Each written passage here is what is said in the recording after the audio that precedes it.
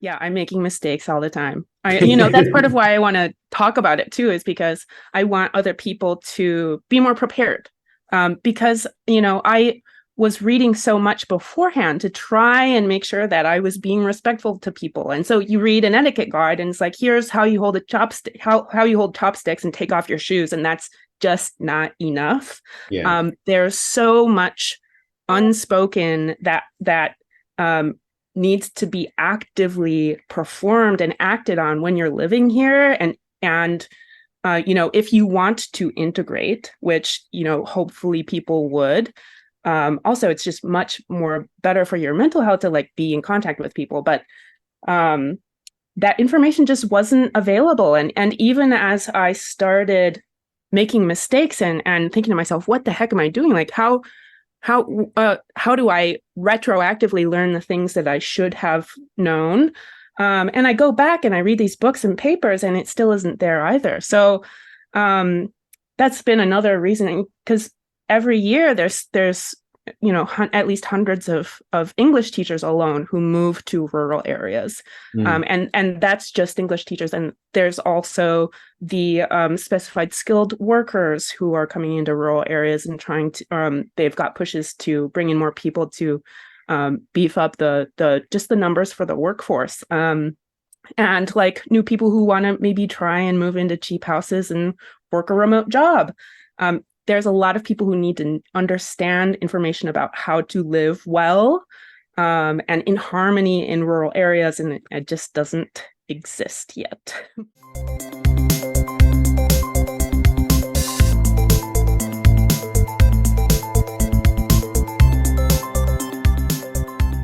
Hi there, folks, and welcome back to Nippon Trading International's Japan Real Estate Podcast. I'm your host, Ziv Nakajima again, and this podcast is brought to you, among others, by Emil Gorgis of realestate.jp. He's a Tokyo real estate agent who specializes in serving international or mixed nationality families who are looking for the perfect family home. So Emil's an Australian. He's been living here in Japan for over 2 decades now, and for about half of that time he's been buying, selling, and managing real estate properties in Tokyo on behalf of his own family and a great many happy clients.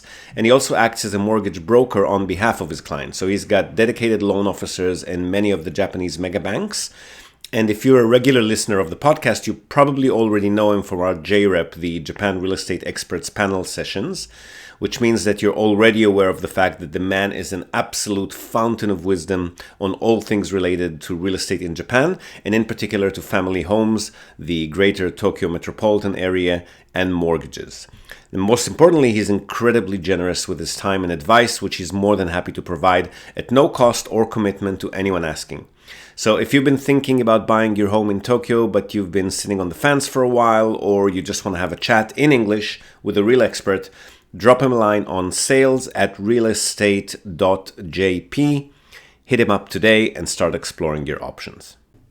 All right, so before we get into today's episode, which is a really, really good one, some big news that I hope many of you have been waiting for. Our October Japan Real Estate Summit has just been announced, and as we've promised and are finally delivering, this one's going to be the first weekend-long 2 full days summit event. That's right, Saturday and Sunday, 5 and 6 October 2024 in Ibis, which is in Shibuya, Tokyo.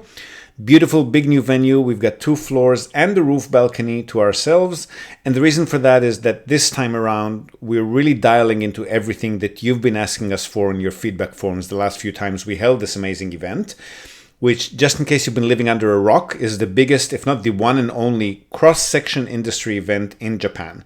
So we're going to have the usual suspects presenting, all of our JREP, Japan Real Estate Experts panel crew, Blanca Kobayashi of Arc Reform, the absolute master of residential and commercial renovations, Tracy Northcott, the Minpaku or short-term stay queen, Emil Gorgis of realestate.jp, our Tokyo family homes and home loan oracle, the one and only Anton Warman, internet personality, DIY guru, and interior designer who buys, renovates, and profits from Akiya abandoned homes.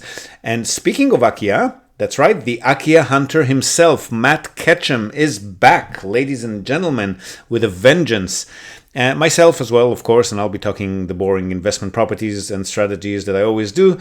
Plus, Last summit's rock stars Daigo Sato-san, chartered accountant and tax strategies expert extraordinaire, Joey Stockermans, co-founder of Akiya Mart, the most exciting online platform to hit the Japanese market in forever, really. We've never had anything like it before. And he'll be joined by his partner in crime this time around and fellow co-founder Take Kurasawa. Cannot wait to hear what those two have got cooked up for us.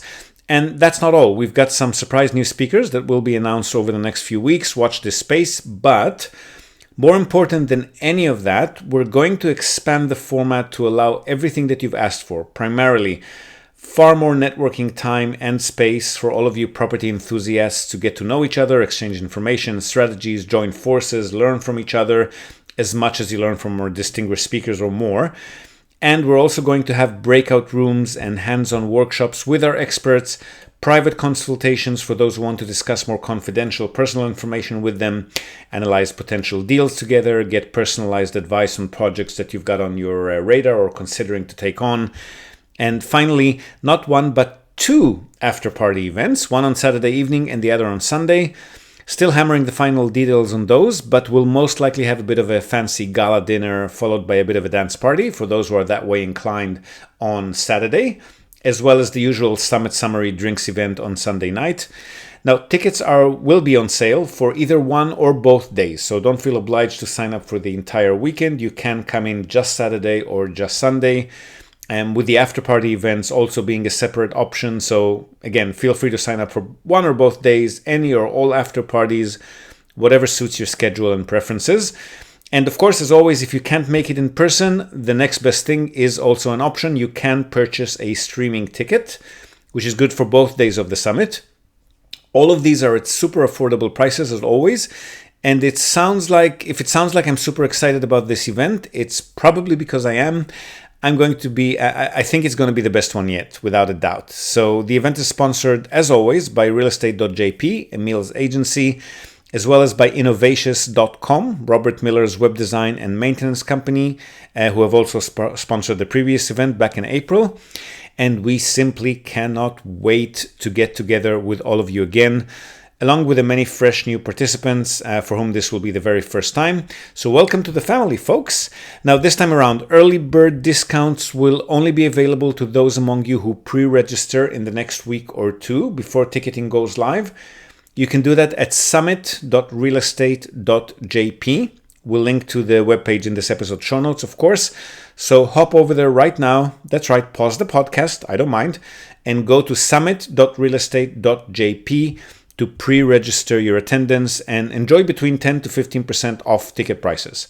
I'm pretty sure you need no convincing if you've been to one of the previous summits. This is already the fourth one that we were holding, but they just keep getting better. And just in case you haven't been to one, we'll also link to some of the highlight reels from the previous summits in this episode show notes, just to give you a taste. So mark the dates in your calendar, 5 and 6 October, call the babysitter, and if you're joining via the stream Zoom room, make sure you've got your snacks, your drinks, and your notepads ready. It is going to be a fabulous weekend, guaranteed. And again, summit.realestate.jp. Pre-register for the discounted tickets now. That offer will be gone as soon as the ticketing page goes live. So you've only got about a week, maybe a week and a half to secure those cheap tickets before they go. All right, so for today's episode, this one is a really special one, I think. I think you're going to love it. We talked to Bethany Nakamura, or as she's better known on YouTube, where she's amassed a very nice following of about 40,000 people, bitsii in Inaka. We'll link to her channel, Instagram profile, and website in this episode show notes, of course. She's a Canadian who's lived and worked in the US as an interior designer, and has then, for reasons you'll hear about in this episode, moved to Japan and found herself in serious Inaka land, so deep in the Japanese countryside, where she's not only living, but also documenting her life. So she's sharing everything from her daily routines to cute and funny observations, as well as some deeper and sometimes painful musings on life here in Japan, and more specifically in the Japanese Inaka, the countryside. So as you can probably imagine, she's living in one of those internationally famous Akiya homes, which so many of our clients and others like them are so interested in, but are often not aware of the caveats attached to those houses, as well as to life in those areas. So we talk about her personal story, what brought her here, life in the Japanese countryside, of course, and why she and others like her would even want to live in that very unique environment. So we cover everything from cost of living to daily challenges, and not just due to the fact that she's all the way out there in the country, but also being a foreigner and a woman at that. Social integration, the related commitments and obligations that come with those, the inevitable culture shock that she and many like her go through, which can last a lot longer than many of us think. And then some deeper conversations as well about social hierarchies in Japanese society, how Japanese spouses handle the friction between their non-Japanese partner and the local communities surrounding them, what it's like living in and DIYing, renovating a kominka, traditional Japanese farmstead kind of home, the constant barrage of cultural differences that come with relocating to Japan in general, and who really is this Inaka life suitable for or not suitable for. We also talk about establishing your support network, how to get on the locals' good side, and bugs. Spoiler alert, there are heaps of bugs in the Japanese countryside. So all in all, a fun but sometimes a bit sad, light but sometimes quite deep conversation with a very lovely person, I find, and very eye-opening, even for those among us who already know Japan and its quirks, and definitely even more so for those among you who have not lived here or have only lived in the bigger cities in Japan. So lean back, grab yourself a drink or two, and enjoy the conversation. I shall see you again on the other side. Awesome. So thank you for agreeing to talk to me. My pleasure. Sorry, you wrote, but I forgot. Is it Bethany or Bitsii, or which do you prefer? I've got so many names these days because my Japanese name is Bethany, or the locals started calling me Beko-chan, which is like, it's not related to my name at all, but that's what they decided to go with. So, right. You've got a lot of choices. How about Bethany? That's fine. Okay, Bethany it is. So I think if I remember right from your videos, and the ones that I like the most are actually not the ones we're going to talk about, but this is a Japan real estate podcast, so we're going to talk about like Akiya and stuff. But I really love your videos about just adjusting to life in Japan in general. Thank you. There's so many insights there. But okay, so before we dive like into any particular rabbit hole, maybe like a comic book #1 kind of origin story. How did you end up here? What did you do before you ended up here? A little bit about you. Sure. So I was born in Canada, but I lived most of my life in the US. I was a licensed commercial interior designer in the US, and I worked in Minneapolis, New York City, and Seattle. And I just hit burnout really hard to this point of depression where I felt like I didn't even know how to get back in touch with myself again. So I was reading this article that said, in order to find your true happiness, think about what you loved when you were a kid. And when I was a kid, I loved Totoro and Sailor Moon, and I would spend hours in the computer lab reading about green tea and kimono. And so I thought, I always wanted to be, of all things, I wanted to be an English teacher when I was a kid. So I took a working sabbatical, and that's what I did. And now 2.5 years later, and I haven't really been here that long at all. Unexpectedly, I ended up finding the person that I wanted to get married to, who was born in Tokyo, but happened to move to Ehime Prefecture at the same time that I did. And now we're kind of building our dream home in this very rural mountain homestead that has 4 buildings where, the rent is crazy affordable, which I imagine you may have heard of. Yeah. But we've got chickens and a goose, and we're figuring out how to make that work now, and kind of trying to design our own new dream life, which is, it all sounds great. It's extremely stressful. Yes, I can imagine. But wait, I'll unpack that in a minute. But I want to just backtrack to what you said before when you were talking about hitting burnout. Were you employed? Were you self-employed? Like what was your scenario there? What was it that led you to that feeling? Yeah, at that moment, I was living in New York City, and I had moved there based on some professional advice that I had gotten from Minneapolis, and it seemed like this great opportunity to level up my career and do the kind of work that I wanted to do. And I was being invited to do all of these different kinds of design collaborations for furniture and textiles, and I was so excited about it. And then I ended up living in over an hour's subway commute away from my office, my employer's office in Manhattan, and it just was a horrible fit. I also have a lot of like very closely held ideas about my values with kind of how the industry fits with consumer lifestyle and materialism that just were kind of pushed to their limit in New York City specifically. And then the pandemic started.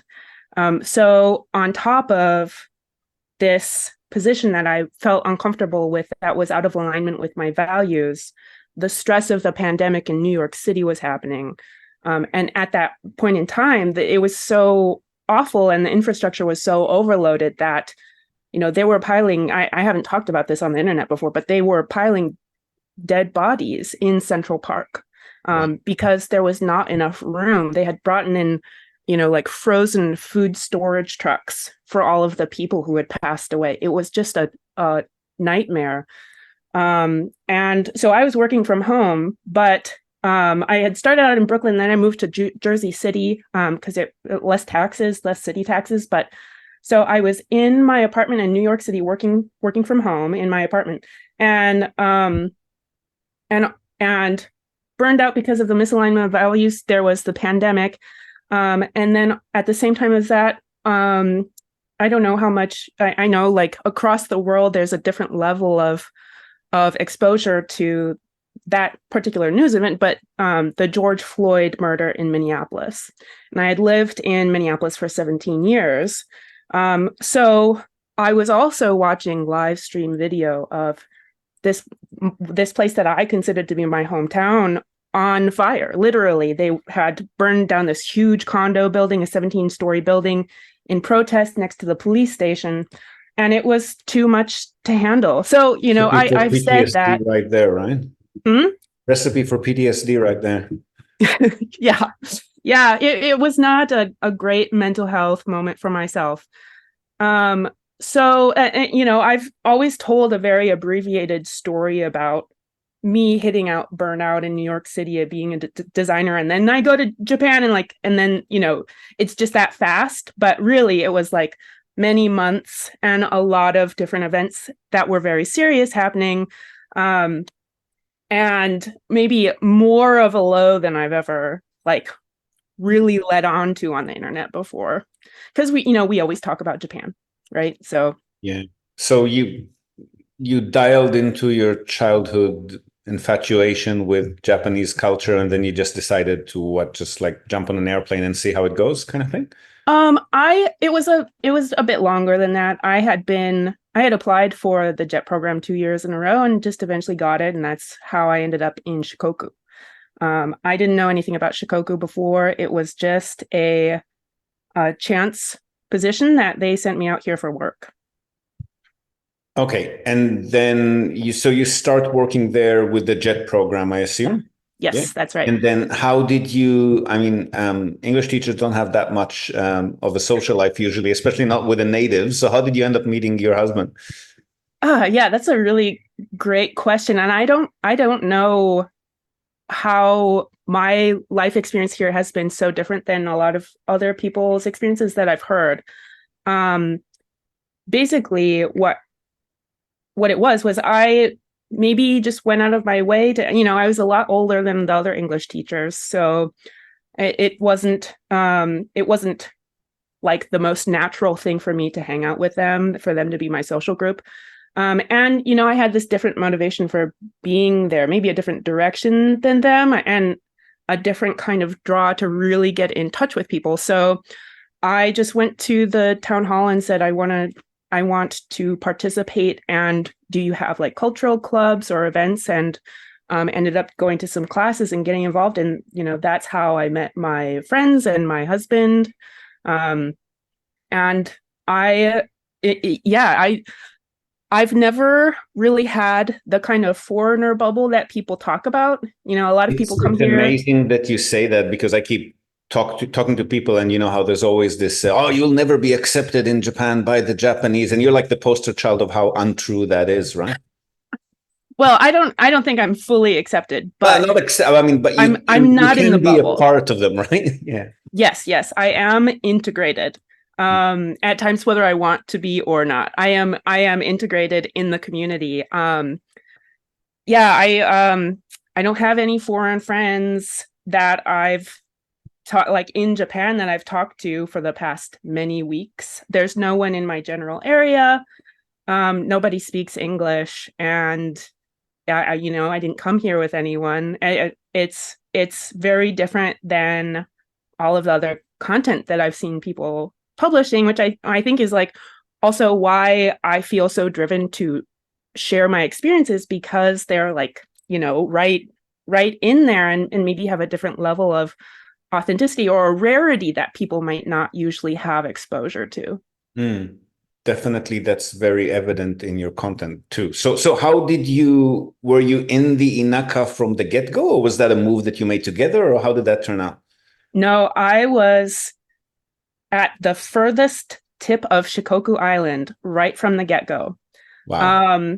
There's I had a what is it, Japan Planet Travel Guide or something like that. And after I got my assignment, my location assignment, I was so excited. I opened up like, oh, where in Shikoku am I? And it wasn't on the map. Like it was literally cropped off because there was nothing there. And so like they didn't even talk about it at all. They didn't name the town. And that's where I lived for the entire time that I was teaching English until I got married and moved in with my husband. So were you the only foreigner in town, literally? There were 2 or 3 other English teachers. But we're all spread out. So maybe the next closest person was about a 30-minute drive away. Okay. Now, here's some big news for anyone interested in Akiya, the abandoned vacant homes that are abundant all around Japan for very attractive purchase prices. Akiya Mart, our latest sponsor, is a recently founded online search and discovery tool for Japanese real estate.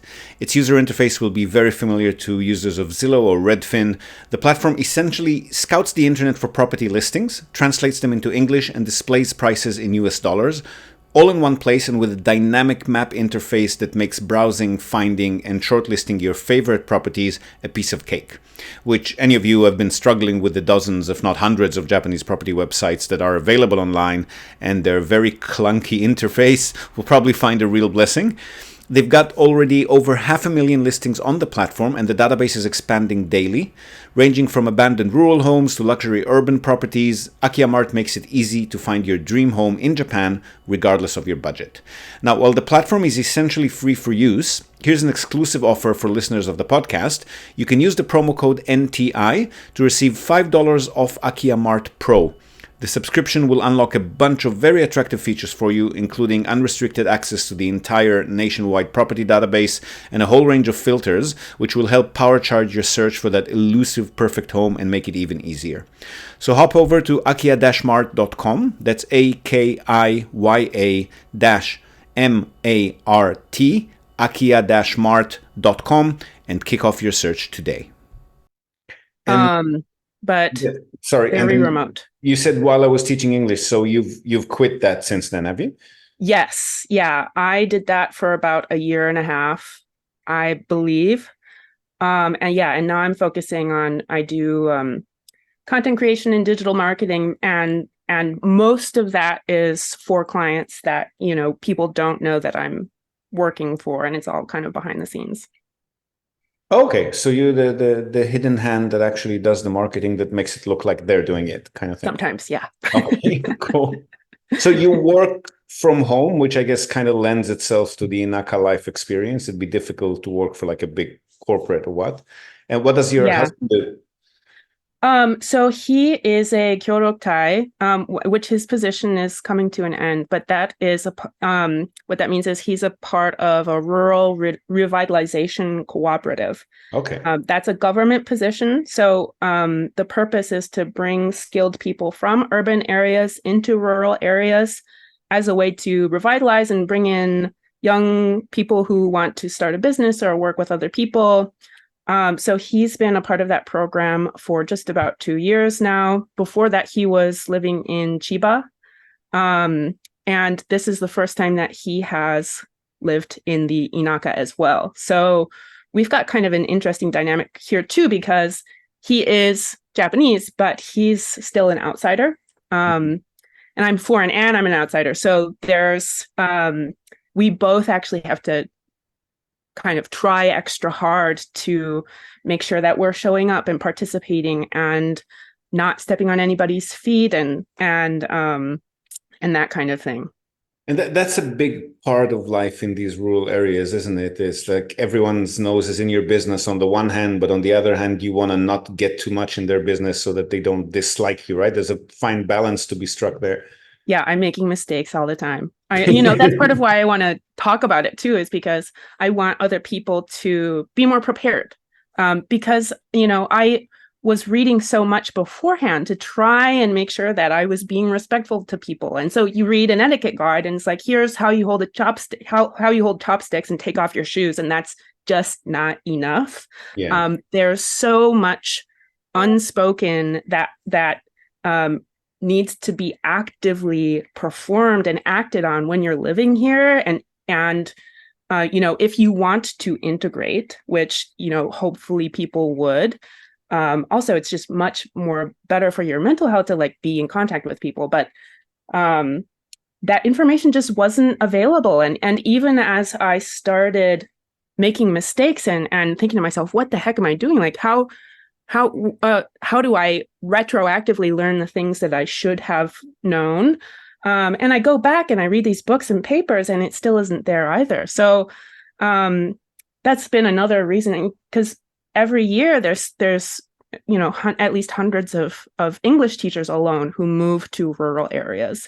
And that's just English teachers. And there's also the specified skilled workers who are coming into rural areas and trying to, they've got pushes to bring in more people to beef up just the numbers for the workforce. And like new people who want to maybe try and move into cheap houses and work a remote job. There's a lot of people who need to understand information about how to live well and in harmony in rural areas, and it just doesn't exist yet. Doesn't exist that much even in Japanese, I would say, but definitely not in English. That makes sense. So your husband works in one of those initiatives that we keep reading about, where the local municipality will partly or fully subsidize, usually youngish, I guess, families who want to relocate and actively contribute, not like buy a holiday home, but actively live there and start a business or work with the local industries in one way or another.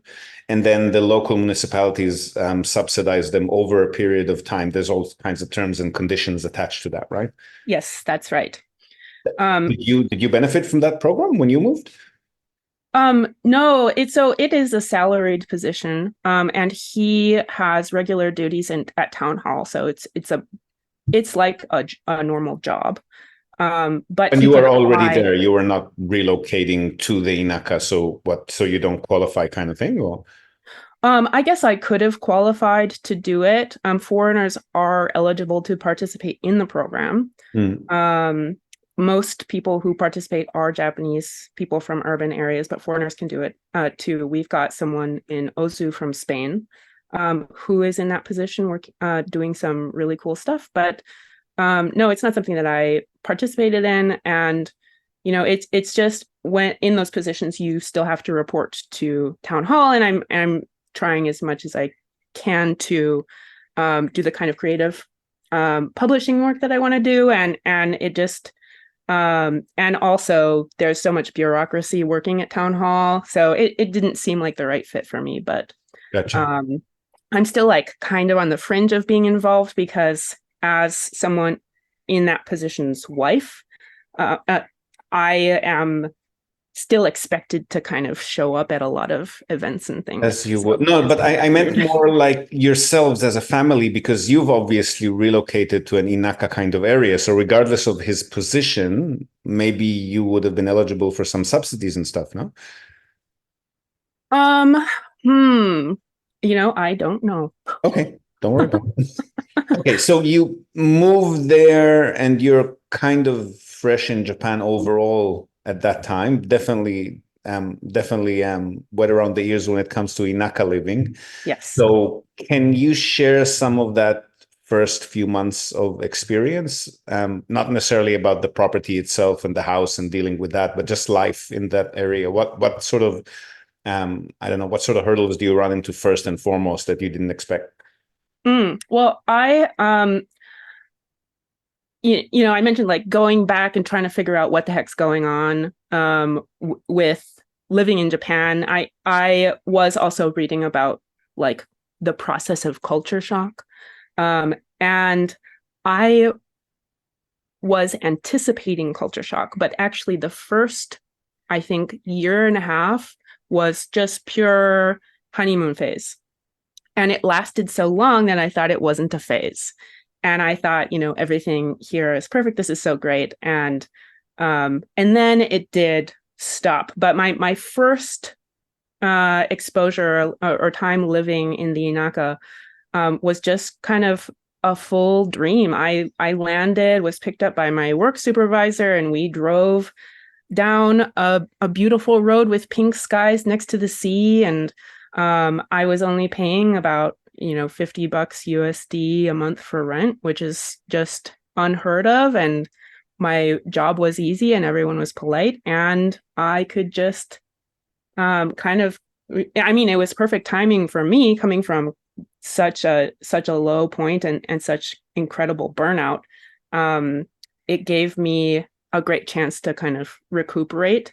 And then, things wear off over time. And, I still haven't been here that long.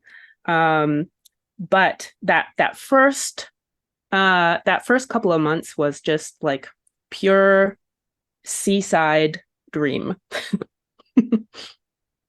And obstacles? Obstacles. Well, language is an easy obstacle. I think one of the biggest things that I still have not figured out how to manage yet, and something that I have just like guttural distaste for, is the extreme hierarchies in place, social hierarchies. There's and it's probably not surprising for anyone who's been at least semi up to date on Japanese society. But, women are below men, foreigners are below Japanese people, outsiders are below locals, and age hierarchy is like the be all end all. So basically, grandpas are in charge of everything in the countryside, and the way that the population is, most people here are grandmas and grandpas. We live in a town with a couple hundred people. They're mostly above 70. I was at a party one time and the youngest person besides us was 58, which is not old, but for being the youngest person there, it's kind of unusual. Yeah. And so there's that, and how that kind of unfolds into our lives is, in the Inaka, it's very normal for older people to ask favors of younger people. When there are no younger people, you've got 400 grandmas and grandpas asking two people for favors. And it's really unmanageable and hard to navigate, especially for outsiders. And people who are trying to do their best to fit in and be nice and say yes, because you don't want to step on anybody's feet. You don't want to ruin the politics. You don't want to get a bad rep right away. But it's just a difficult situation to be in. I think that, that's part of the reason why so many young people end up moving to urban areas, is because of this imbalance of obligation because of the age structure. But that has been really difficult to navigate. So when you say it's difficult to navigate, I totally get what you're saying. From my own perspective as the foreigner in a mixed nationality couple, how does your husband deal with that? On the one hand, the pressure from the grandpas and grandmas, on the other hand, having a spouse who is clearly not happy with this whole scenario. and he kind of needs to navigate between the two of you, I guess, the two, yourself and the group, I guess, because that's a situation my wife is often in. So I'm guessing it's the same, right? Maybe so. So the way that it's working for us right now is he usually says yes because he's that kind of Japanese person. And then he gets overbooked and super stressed out, and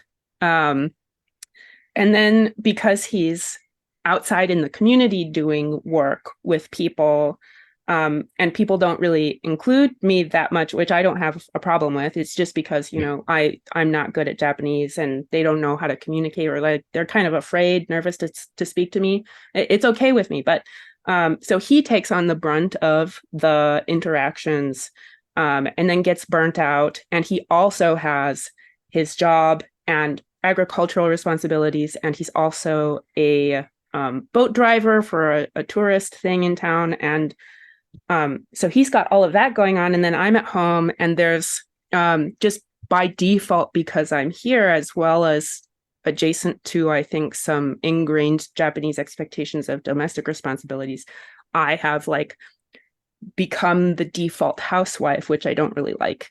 And then I'm also trying to manage remote work without talking to anybody in person. It's pretty stressful. Now, if you've attended any of our recent JREP Summit events in Tokyo or online, you've probably heard our sponsor, Robert Miller from Innovations.com. He's been in web solutions here in Japan for the past 25 years, and he's also an active investor in Japanese real estate property, as well as global online property, which is his specialty and what his company Innovations is all about. They offer a full suite of website services for entrepreneurs and small business owners, including all aspects of web design and management, backup and updates, content formatting and editing, proactive maintenance and error fixing, you name it, with a strong focus on SEO excellence, which is what gets you those hardcore top-of-the-list search engine rankings. But there is a difference. Innovations works off a simple, all-inclusive monthly subscription model, as opposed to the typical outdated and confusing project model. So you never have to wonder how much any request for any work to be done on your website might cost. It's always $497 per month. And if that's not enough, if you've mentioned you've heard of their services on the Japan Real Estate Podcast, you'll also get 10% off this monthly price for life. Also, and equally important, if not more, you can try out Innovations for just 1 month, then switch them off, on again later if you want, and so forth. There are no minimum subscription terms. Now, if you're a small business owner, managing and growing a website is super distracting and time consuming, right? That's exactly where Innovations comes in. Robert's team takes care of all of that for you so that you can focus on what you do best. So feel free to email Rob on robert@innovations.com, and his team will conduct a full SEO and website audit on your site, reveal anything that you should address to increase your website's appeal, and provide you with an easy-to-read detailed report with your own branding so that you can make some informed decisions on your online strategy and watch your business grow as you implement it. So once more, robert@innovations.com. Drop him a line and get your website reviewed today.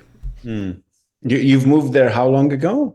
Like 2 years? Let's see. Community. Just under a year. Just under a year. Okay. Any signs of improvement in the dynamics at all?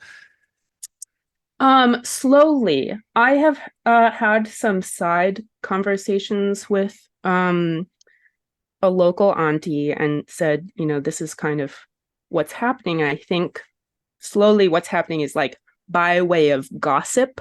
Without having to confront anyone directly. Reverse gossip. I love it. It works. Yeah. Yeah. This reverse gossip is going around that, it's too much work, and, Koichi is so nice. And so he's so nice. He wants to help everybody, but it's impossible. And so we should give him more of a break. I think it'll work out okay. Yeah. But it is kind of a funny way to address that.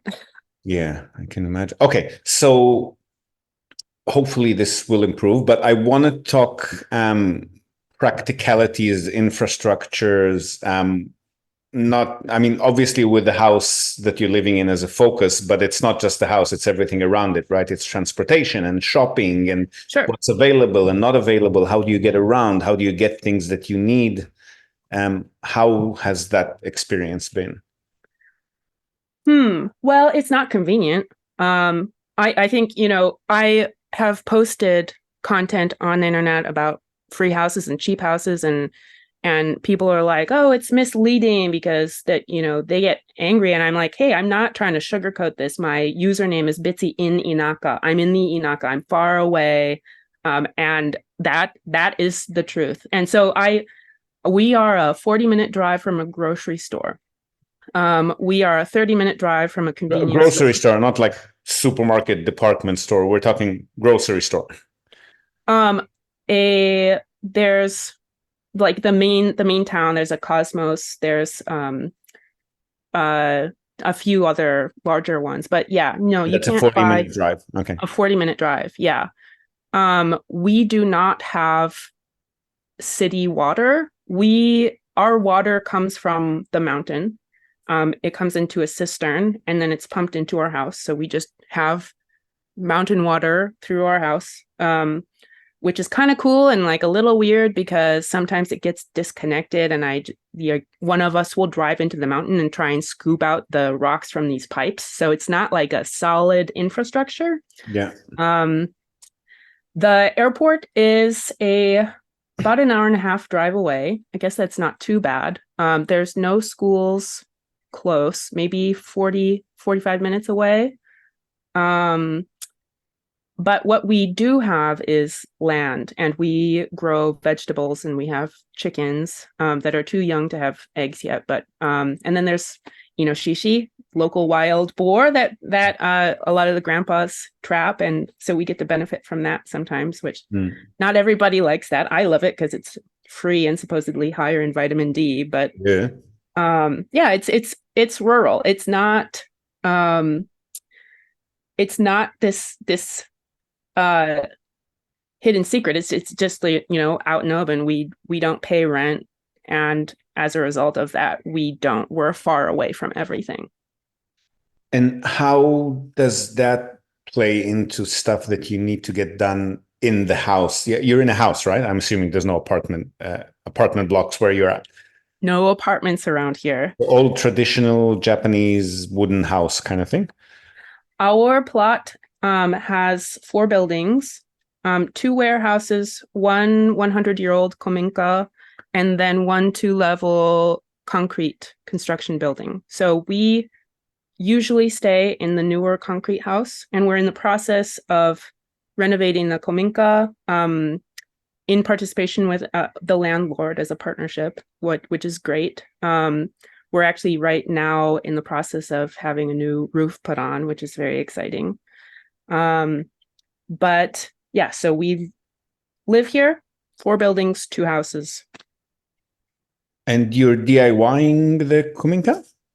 Or some of it will be DIY. We've got pros doing the roof. There will be pros doing termite treatment and prevention.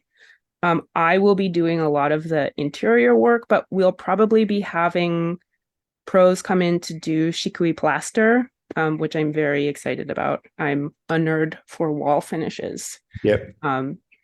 So a combo. The concrete house is mostly Bethany DIY work. Just super down and dirty budget kind of stuff. No fancy shikui in here. I'm just, painting the kitchen and trying to pull together these random abandoned furniture pieces to make this a clean and pleasant living space. Nothing super fancy though.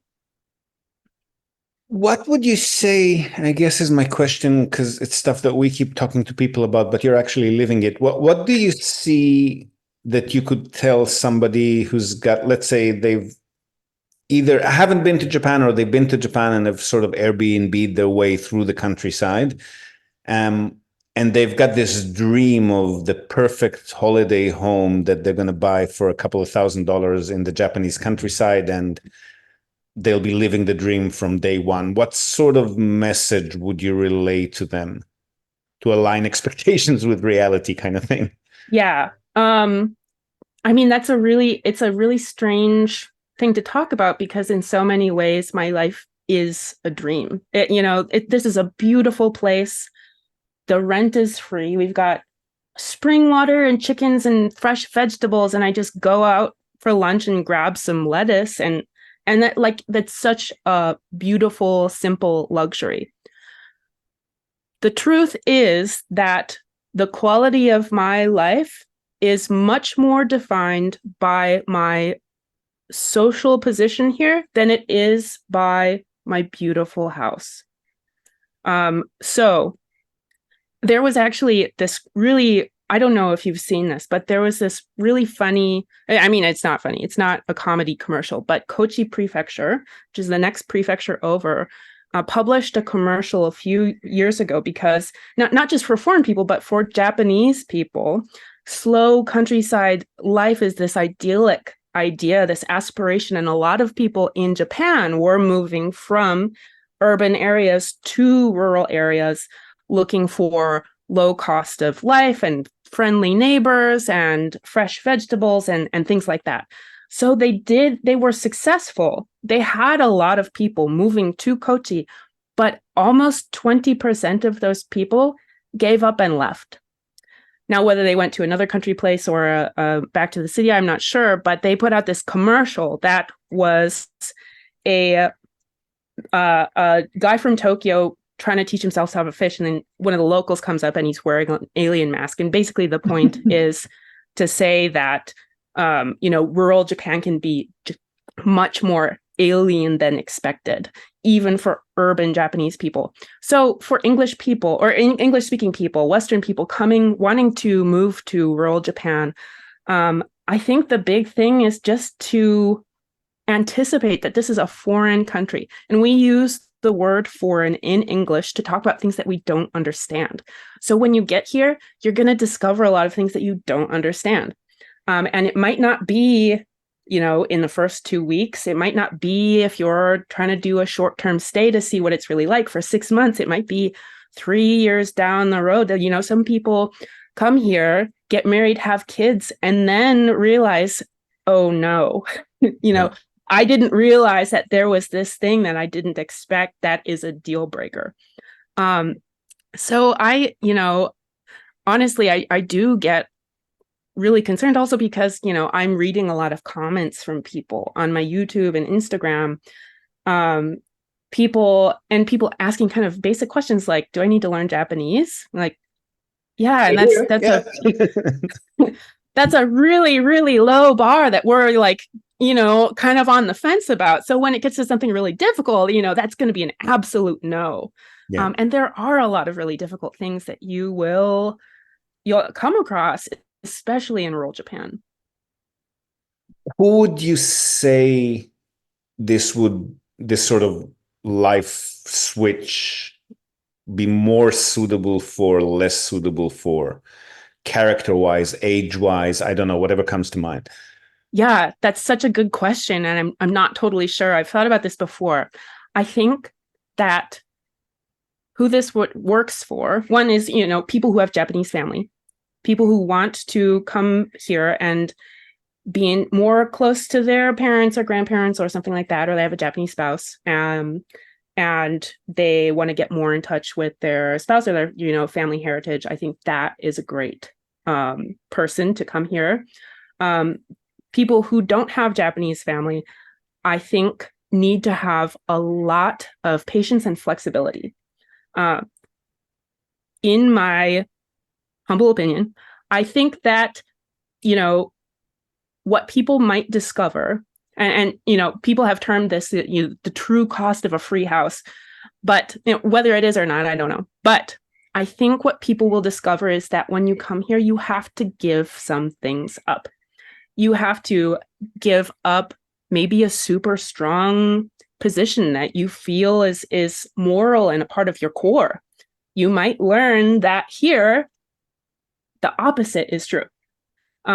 Or maybe it's access to, the kinds of amenities or products that you used to be, used to getting. You know, I can't even, I don't care Like about you this said, that much, water, but like, sewage, very basic stuff that people are yes, kind of yeah, I used to. guess water is kind of a basic thing. Yeah. I was thinking shampoo, but I guess, my head was elsewhere.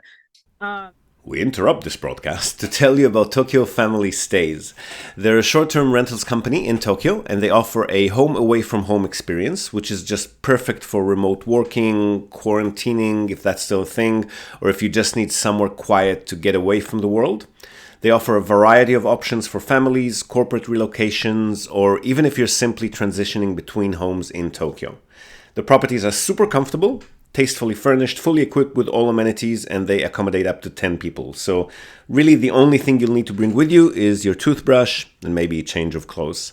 They come with fast unlimited wireless internet, dedicated workspaces, and fully equipped kitchens, and they're just a delight to stay in. Fantastic alternative to Japanese business hotels, which if you've ever stayed in one, you probably know they're tiny, they're noisy, fine for a night or two if you're on your own, but longer term or with a family, you'll probably feel you're in a jail cell very quickly in a Japanese business hotel.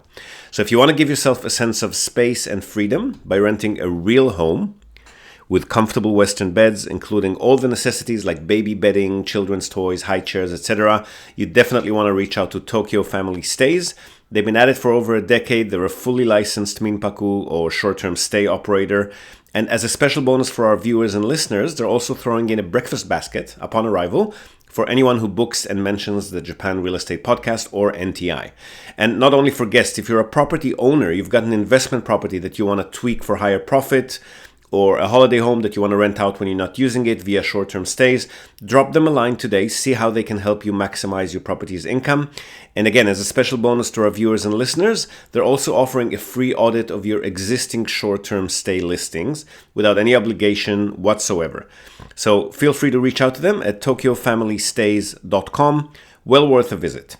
And again, if you're in the market for a family home in or around the Tokyo metropolitan area, Emil's your man. Don't be shy to reach out to him as well at sales@realestate.jp. And now, back to the podcast. there's a lot of inconveniences. And it's hard. It can be really hard on mental health. They said that during the pandemic and quarantine, it wasn't just a pandemic of this illness, but it was a mental health pandemic because people were quarantining so isolated. When you move to rural Japan, you are very isolated. Your friends and family back home are on a totally different time clock. And as much as I don't want to feel like this is the truth, if you're not there, like, you just kind of fall out of touch with people and it gets really hard to be in contact. That's difficult.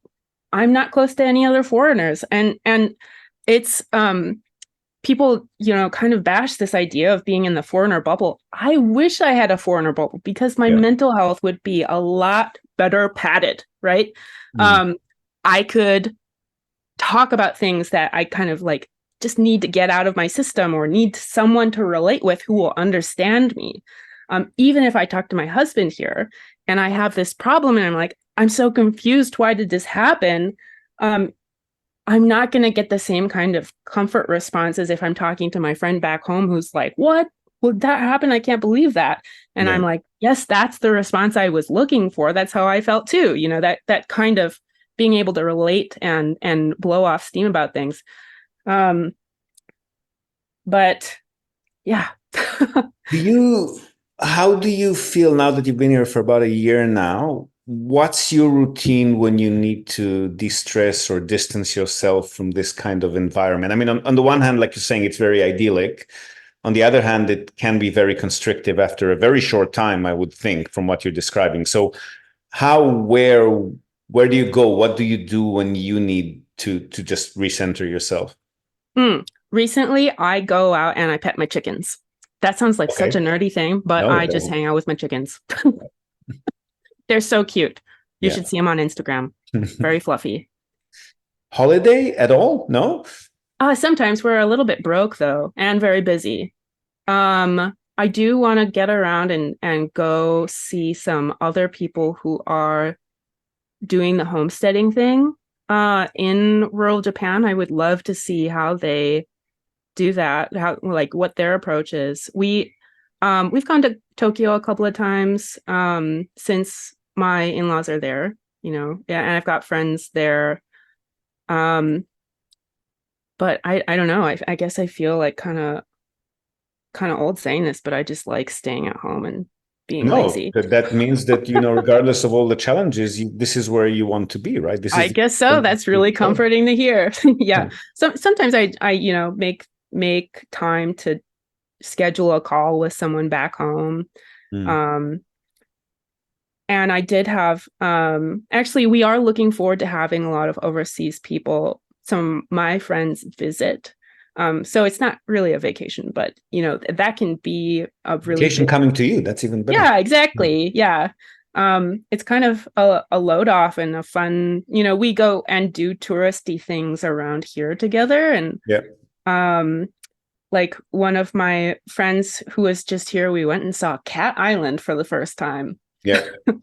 Took the ferry out there. So um, yeah, chickens and having visitors, and we'll be doing some domestic travel. How do you feel when you get out I mean, Tokyo is probably the most extreme example possible. How do you feel getting out of the countryside and into the big city and then going back? Mm, I'm always glad to come back. Um, I am an introvert by nature, and I think the older I Says the get, social media influencer. I like that. yeah, well, I just talk to a camera, I'm alone. Right. Um, but yeah, I'm an introvert, and so when I go to big cities, it's really exhausting. And I'm always glad to come back, and it's quiet here. All I can hear outside is like the breeze and the frogs. Um, so yeah, it's exhausting.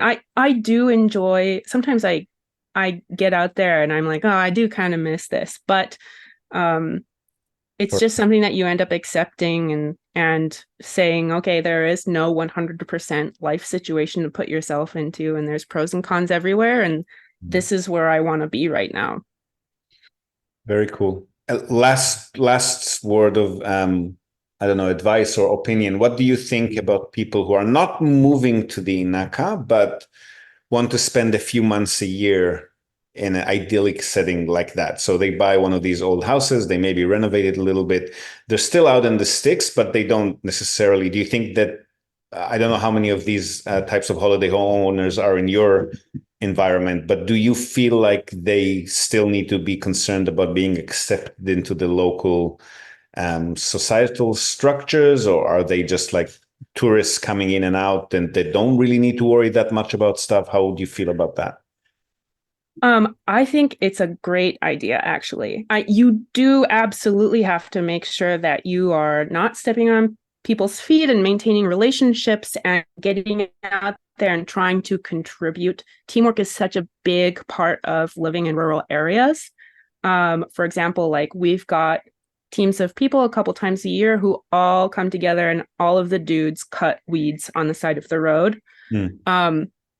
So understanding that if you're not there and other people are doing that, um, there, there could be a possibility that people feel a little bit, you know, um, taken advantage of. So you Yeah. have to do something to make up for it. Basically, like any opportunity that there could be for you to step on someone's shoes, even if they don't get offended, it's safer to go out of your way to be extra nice to people and extra careful about that, because it's simply not worth it if it goes wrong.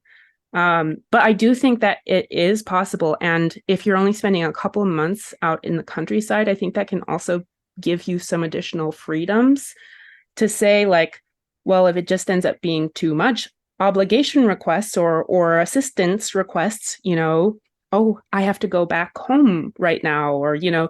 maybe you can go in and out a little bit more discreetly, and that would be a great freedom for that person who has a vacation home.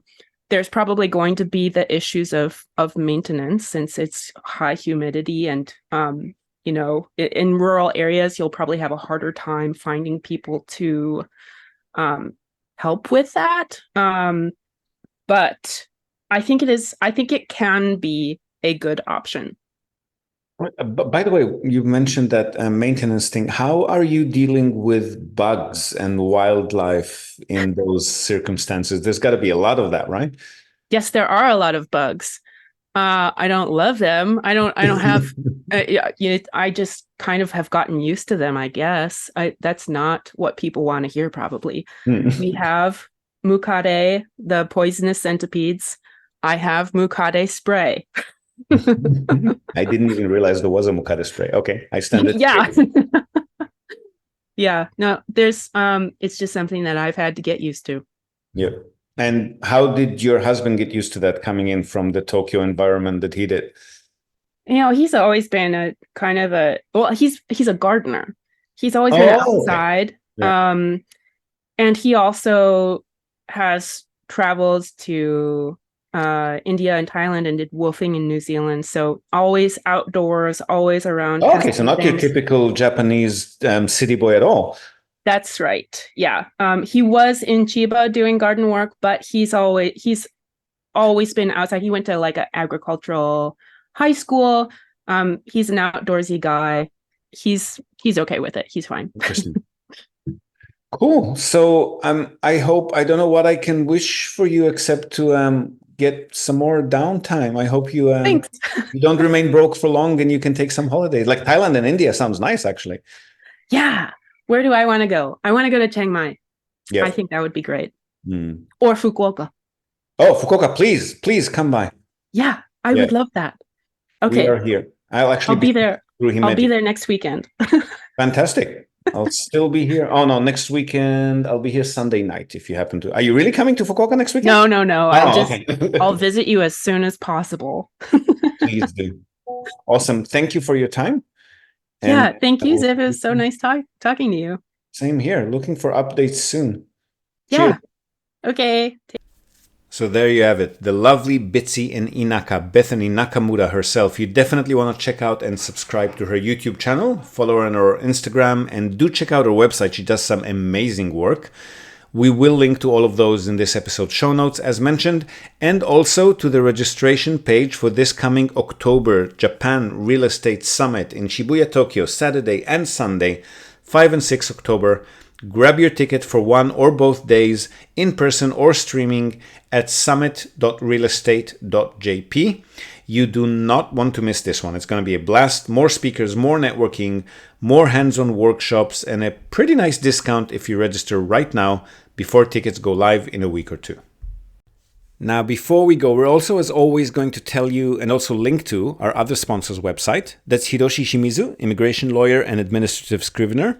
If you're thinking about moving here on a more permanent basis, or you're already in Japan on some sort of a temporary visa and you want to switch to a longer term or permanent one, or if you're considering setting up a local company or a branch office of a foreign company and you've got any sort of business or visa related inquiries, or even if you just want to find out what your options are on any of these topics, feel free to contact Hiroshi Shimizu. You can find him at japanimmigrationexperts.com. And he can help you set up a company, apply for any kind of visa, or just provide you with the best advice and extremely affordable consultation related to these topics. And he's already done that for many of our listeners. So feel free to reach out to him. Again, that's japanimmigrationexperts.com, and you'll be well on your way. And that's it from us for today, folks. Hope you've enjoyed this episode of the Japan Real Estate Podcast. Do share it with your networks and please let us know what you think. So leave us a short rating or review on the iTunes Store, on Spotify, or just drop us a line in the comment section of wherever you might have found this episode. We love hearing from you. Hope to have you with us again next time. And until then, have a great day or night ahead. Yoroshiku.